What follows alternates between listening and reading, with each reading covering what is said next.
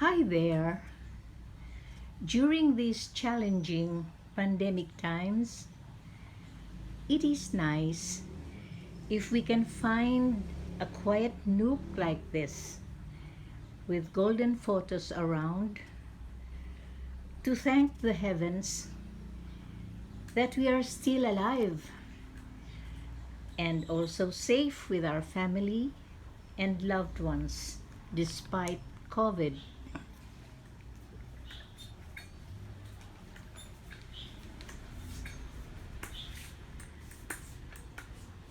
Let's enjoy the golden photos plant, which I allowed to thrive in vases filled with clear, pure rainwater, and the entire ambience offers solace and unexplainable peace,